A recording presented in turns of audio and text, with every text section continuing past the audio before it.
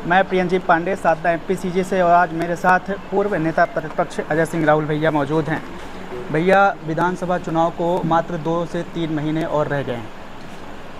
हाल फिलहाल में अभी कल जैसे देखा गया कि अभय मिश्रा रीवा से उनका कांग्रेस से जाना विंध्य में कितना क्षत पहुंचा सकता है कांग्रेस पार्टी को, या फिर कोई फ़र्क नहीं पड़ेगा? कैसे देखती है इसको कांग्रेस? देखिए, चुनावी साल है, आदान प्रदान दोनों पार्टियों में बना रहता है। जहां तक अभय मिश्रा जी की बात है, उनकी घर वापसी हुई है। कांग्रेस में आए थे बीजेपी से और वापस बीजेपी में गए। उनको भारतीय जनता पार्टी टिकट देगी नहीं देगी, किस शर्त में गए हैं वो जाने। कितना असर पड़ेगा वो समय बताएगा।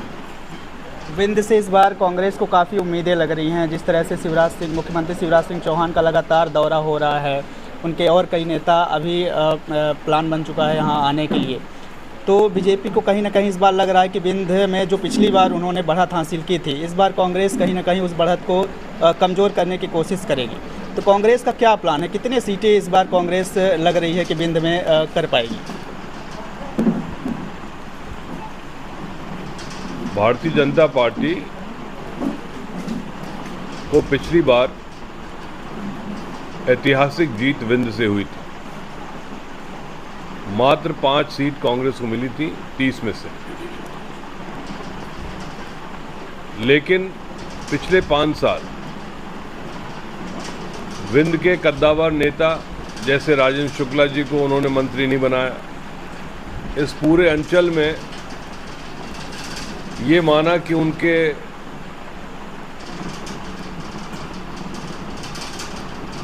उनको कोई ज़रूरत नहीं है यहाँ पर कुछ काम करने की।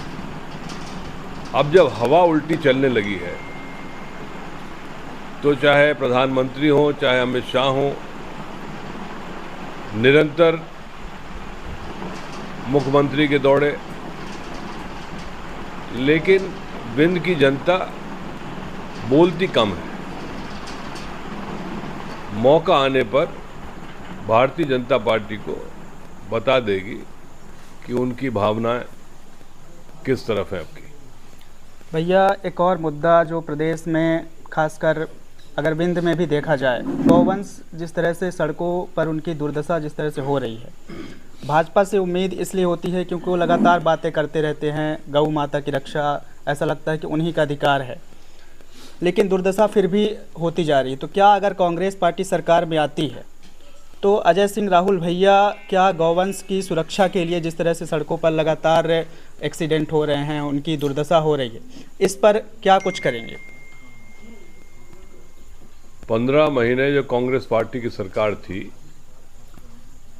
तो गौशालाओं का निर्माण शुरू हुआ था।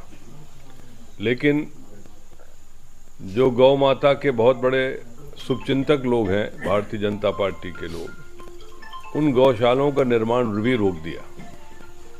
कांग्रेस पार्टी इसके लिए कटिबद्ध है और सरकार बनने के बाद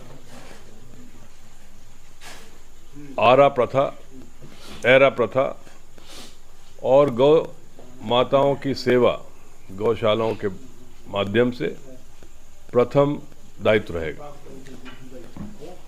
भैया, चुरहट की अगर मैं बात करूं तो क्षेत्र में बहुत सारी स्कूल की बिल्डिंग्स हैं, अस्पताल की बिल्डिंग्स हैं, लेकिन उसमें शिक्षक नहीं हैं और डॉक्टर्स नहीं हैं।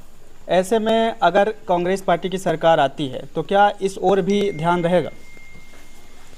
अवश्य ध्यान रहेगा। यहाँ पर शिक्षा का स्तर बेहतर हो और स्वास्थ्य सुविधाएं अच्छी तरह से उपलब्ध हों, ये प्राथमिकता रहेगी। अभी जिस तरह से कार्रवाई की गई थी 2 दुकानों पे रामपुर और चुरहट में, उसको लेकर काफ़ी ज़्यादा सुर्खियों में रहा ये मुद्दा। तो बदले की राजनीति जिस तरह से होती है चुरहट में, उसको किस प्रकार से आप देखते हैं?